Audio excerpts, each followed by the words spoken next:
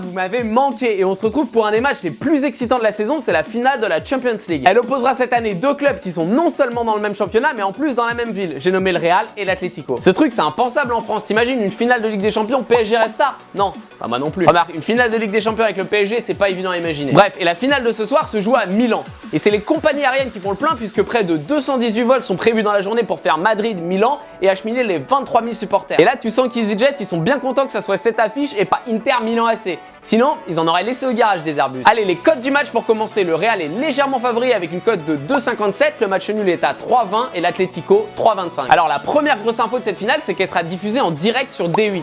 Ça apporte beaucoup de questions. Est-ce que les commentateurs D8 peuvent être moins bons que Christian Jean-Pierre? L'ami Joy Star sera-t-il devant sa télé? Et enfin, en profiteront-ils pour créer les anges à Madrid? Et on aura les réponses ce soir. Et nous, quand on pense Ligue des Champions, Real Atlé, on a tous en tête la finale de 2014 avec le but de Sergio Ramos à la 93e et les 3 buts en prolongation qu'on suivi. De toute façon, pour moi, à partir du moment où le Real égalise à la 93e, tu peux mettre ta maison, tes enfants, tous tes comptes, ils vont gagner le trophée. C'est comme France-Italie en 2000, à partir du moment où on égalise, on est obligé de la gagner. T'imagines pour l'autre équipe dans la tête, ils sont passés si près. Je sais même pas pourquoi on continue à jouer après l'égalisation, ça devrait être ça le but en or. Tiens, égalisation dans le temps additionnel, but en or. Bravo messieurs, beau match.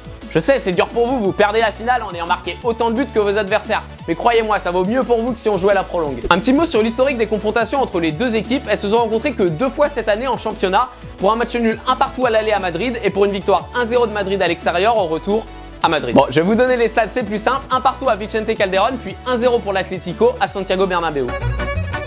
Vicente Calderón fut président de l'Atlético Madrid pendant 20 ans dans les années 60, 70 et 80. Santiago Bernabéu fut président du Real Madrid pendant 35 ans de 1943 à 1978. Allez, on enchaîne avec les effectifs. Côté Real, Arbeloa est blessé, tout comme, vous le savez, le français Raphaël Varane. Bon, Zizou voulait Adil Rami pour le remplacer, mais c'est Deschamps qui a dégainé le premier. De toute façon, il n'aurait pas été titu. Et chez l'Atlético, tout le monde est là. On retrouvera donc notre grisou national en attaque qui devrait être associé à Fernando Torres. Bah, t'inquiète Antoine, c'est Rami à l'Euro, t'auras Giroud. Ah merde, ça marche pas. Tu pourras compter que sur toi. Et t'inquiète, c'est possible, on peut gagner une finale de Ligue des Champions tout seul. Steven Gerrard nous l'a prouvé en 2005. Allez, nous on passe. Oh bon prono!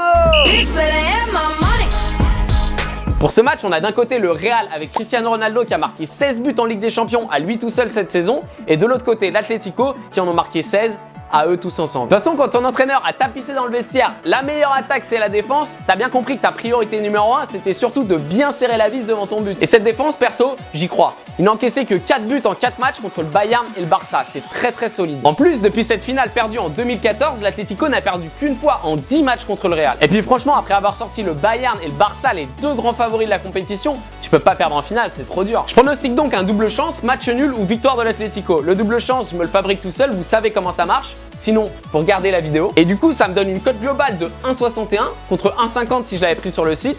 Et pour une mise de 50 €, j'encaisse 80,62 €. Allez, comme d'hab, concours score avec 3 paris gratuits de 10 € à gagner offerts par notre partenaire NetBet. Je vous ai mis le lien pour vous inscrire dans la description de la vidéo. Et si vous passez par ce lien, en plus des 200 €, il y a une grille exclusive offerte. Pour participer, comme d'habitude, un like et votre score dans les commentaires. Et les gagnants seront tirés au sort et indiqués après le match. Et toujours un grand merci. Likez si ça vous plaît, partagez si ça vous plaît, commentez si ça vous plaît, abonnez-vous si ça vous plaît. Et nous, notre prochain rendez-vous, c'est l'Euro. Donc bien sûr, pendant l'Euro, il y aura plein de vidéos qui vont sortir. Et avant l'Euro, il y aura des vidéos avec mes pronostics pour le vainqueur de l'Euro.